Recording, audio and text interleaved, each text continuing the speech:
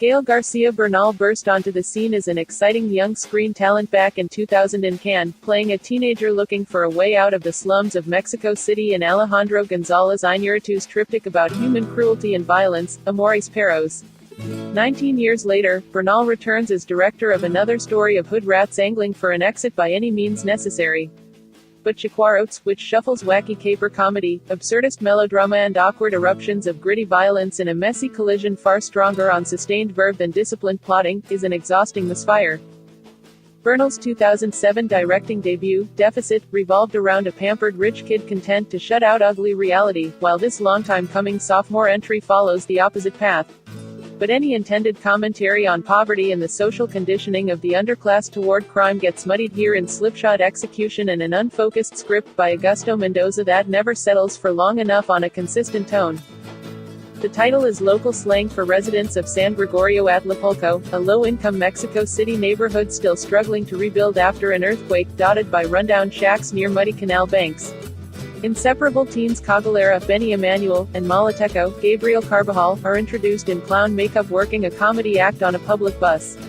When their busking efforts yield nothing, the more take-charge type of the two, Cagalera, pulls out a gun to persuade passengers to hand over their cash, watches, phones and jewelry. Their exultant getaway is energetically staged to a Spanish-language version of the Clash hit, I Fought the Law. The gun belongs to Bachero, Enoc Lino, the drunken, abusive Slav who regularly smacks around Cagalera's mother, Dolores Heredia, while she does her best to shield her children from his slobbering rage, including her daughter Guali, Esmeralda Ortiz, and other son Victor Pedro Joaquin, a not-so-secretly gay kid who endures his brother's homophobic slurs and seeks solace in his porn stash. Scrappy Cagalera's plan is to get together enough cash to skip town with his hairdresser girlfriend Sagahili, Lady Gutierrez, while Malateco is mainly just along for the ride, his sweet, slightly dopey demeanor painting a sacrificial lamb target on him once the action takes a dark turn. First, however, there's broad comedy when the guys team up with slick womanizer Planchado, Ricardo Abarca, to rob a lingerie store, a job that again comes up short in the promised haul. It then goes further awry when they're pulled over by two horny plus-size lady cops, who flout their authority by forcing Planchado into sex. #HimToo. If that scene sounds both uncomfortable and unfunny, it is falling flat like most of the intended laughs. Mendoza's script only gets more chaotic from there, as Cagalera and Malateco hatch a hasty plan to abduct the officious local butcher's young son. There's some funny if strained physical comedy in Cagalera's efforts to place the ransom note on the butcher's chopping block, but things turn menacing when snarling ex-con Chilamil, Daniel Jimenez Cacho, the lead in Lucrecia Martel's Zama, is recruited to root out the kidnappers, with predictably grim results. There's stiff competition, but the film's single most misjudged scene involves an attempted rape while all this is going down.